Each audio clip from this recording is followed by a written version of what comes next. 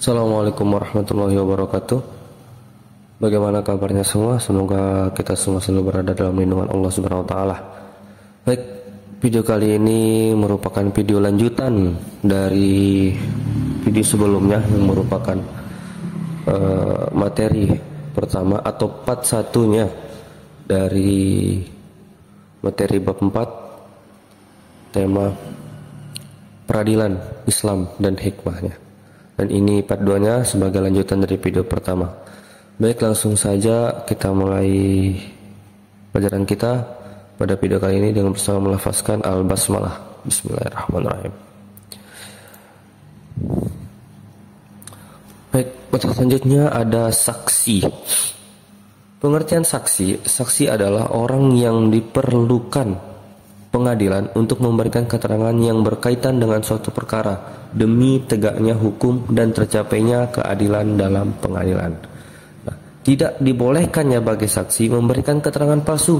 Ia harus jujur dalam memberikan kesaksian. Karena itu, seorang saksi harus terpelihara dari pengaruh atau tekanan, baik yang datang dari luar maupun dari dalam sidang peradilan.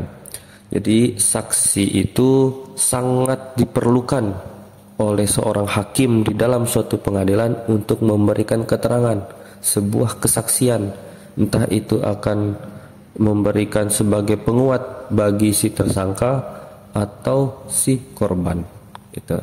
Nah, jadi pada dasarnya saksi dihadirkan agar proses penetapan hukum dapat berjalan maksimal. Saksi diharapkan dapat memberikan kesaksian yang sebenarnya sehingga para hakim dapat mengadili terdakwa sesuai dengan bukti-bukti yang ada, termasuk keterangan dari para saksi. Sampai dengan penjelasan ini dapat dipahami bahwa saksi juga merupakan salah satu alat bukti di samping bukti-bukti yang lain. Jadi saksi itu sangat penting ya. Lalu yang kedua ada syarat-syarat menjadi saksi. Nah, yang pertama, kalau dalam hukum Islam itu yang pertama harus Islam. Yang kedua sudah dewasa atau balik sehingga dapat membedakan antara yang hak dan yang batil. Yang ketiga berakal. Yang keempat merdeka. Nah, maksudnya merdeka itu bukan hamba saya, bukan budak atau tidak berada dalam tekanan. Yang kelima itu adil. Ya, sebagaimana dalam firman Allah dalam surat At-Talaq ayat 2 yang berbunyi Bismillahirrahmanirrahim.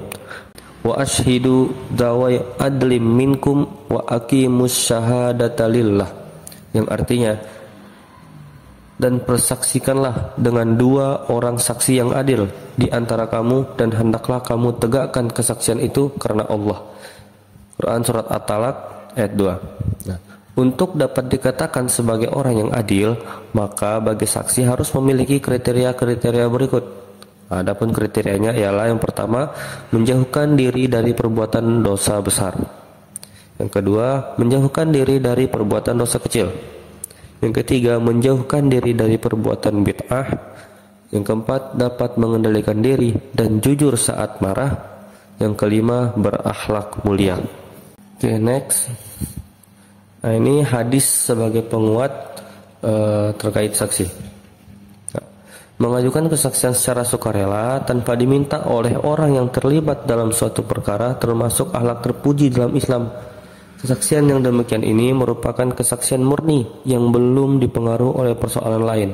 Rasulullah SAW bersabda, "Annan Nabiya sallallahu alaihi wasallam qala, ala ukhbirukum bi khairin asy-syuhada'i allazi ya'ti bi syahadatihi qabla an yus'alaha."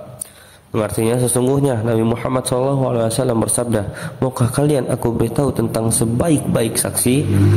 Sebaik-baik saksi ialah orang yang menyampaikan kesaksiannya sebelum diminta. Hadis riwayat Muslim. Jadi dari hadis ini dapat diartikan sebagai orang yang sebaik-baiknya saksi adalah orang yang memberikan keterangannya terlebih dahulu sebelum ditanyai, sebelum dimintai keterangan.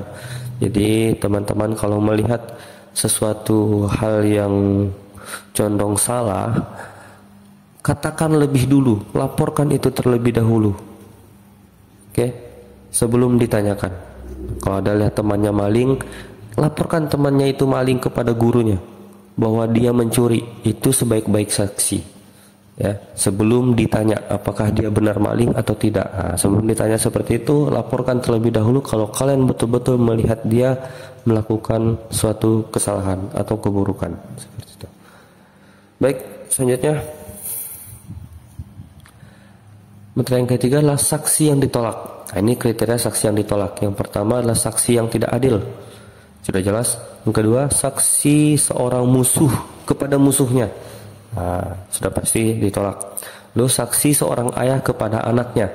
Nah, karena kasih sayang anak kepada ayah kepada anak, begitu juga anak kepada ayahnya atau kepada ibunya, itu ditolak kesaksiannya. Karena pasti ada rasa kasih sayang di antara keduanya. Lalu yang terakhir ada saksi orang yang menumpang di rumah terdakwa. Nah, ini tidak boleh dijadikan saksi. Ditolak kesaksiannya. Oke, lalu yang selanjutnya dia adalah materi penggugat dan bukti. Nah, pengertian penggugat, materi yang dipersoalkan oleh kedua belah pihak yang terlibat perkara dalam proses peradilan disebut gugatan. Sedangkan penggugat ialah orang yang mengajukan gugatan karena merasa dirugikan oleh pihak tergugat, orang yang digugat. Nah, jadi dapat dikatakan bahwa penggugat ini adalah pelapor yang melaporkan suatu perkara ke polisi, ke pengadilan. Nah, ini namanya penggugat. Dia bisa dikatakan sebagai korban karena merasa dirugikan oleh pihak tergugat. Gitu. Jelas ya?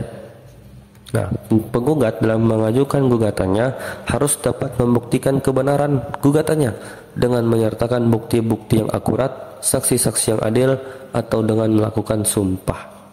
Ucapan sumpah dapat diucapkan dengan kalimat semisal, apabila gugatan saya ini tidak benar, maka Allah akan melaknat saya. Ketiga hal tersebut, pernyataan bukti-bukti yang akurat, saksi-saksi yang adil, dan sumpah merupakan syarat diajukannya sebuah gugatan. Kalau dalam Islam harus disertakan bukti-bukti yang akurat, saksi-saksi yang adil, dan sumpah. Itu harus. Oke. Lalu next. Materi yang kedua adalah pengertian bukti atau bayinah. Barang bukti adalah segala sesuatu yang ditunjukkan oleh penggugat untuk memperkuat kebenaran dakwaannya.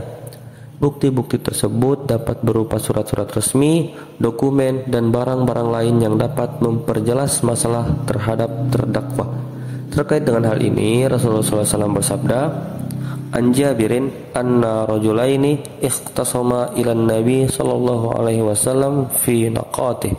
Faqala qulu wahidin minhuma nutijat hadhihi an-naqa indi wa aqamu bainah. Faqada biha Rasulullah sallallahu alaihi wasallam lilladhi hiya fi yadihi." Artinya dari Jabir bahwasanya ada dua orang yang bersengketa tentang seekor unta betina. Masing-masing orang di antara keduanya mengatakan, "Peranakan unta ini milikku," dan ia mengajukan bukti. Maka Rasulullah SAW memutuskan bahwa unta ini miliknya.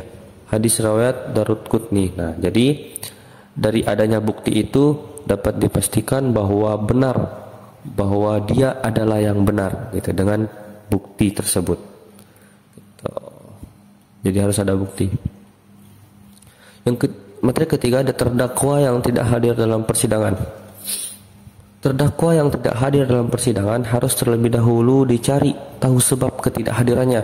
Nah, menurut Imam Abu Hanifah, terdakwa orang yang tidak ada atau tidak hadir dalam persidangan diperbolehkan.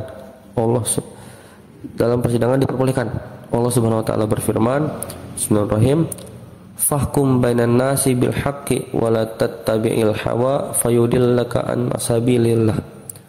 Maka berilah keputusan perkara di antara manusia dengan adil, dan janganlah engkau mengikuti hawa nafsu, karena akan menyesatkan engkau dari jalan Allah. Nah, Nabi Muhammad SAW pernah memberi keputusan atas pengaduan istri Abu Sufyan. Ketika itu Abu Sufyan tidak hadir dalam persidangan. Rasulullah SAW bersabda kepada istri Abu Sufyan, "Inna Aba Sufyana rajulun sahihun. Fahal alayya junahun an akhudha min malihi sirra." qala khudhi unti wa banuki ma yakfiki bil ma'ruf. Sesungguhnya Abu Sufyan adalah lelaki yang sangat bahil. Bahil itu pelit. Maka tidaklah berdosa seandainya saya mengambil hartanya secara sembunyi-sembunyi, wahai Rasulullah. Maka Rasulullah menjawab, ambillah yang mencukupimu. Hadis riwayat Bukhari dan Muslim. Jadi terdakwa yang tidak hadir dalam persidangan itu diperbolehkan. Boleh-boleh saja persidangannya tetap berjalan sesuai dengan jalannya. Oke, itu saja untuk video part 2 ini dari materi peradilan dan hikmahnya. Kita ketemu di video part 3, part selanjutnya. Terima kasih. Sekian, assalamualaikum warahmatullahi wabarakatuh.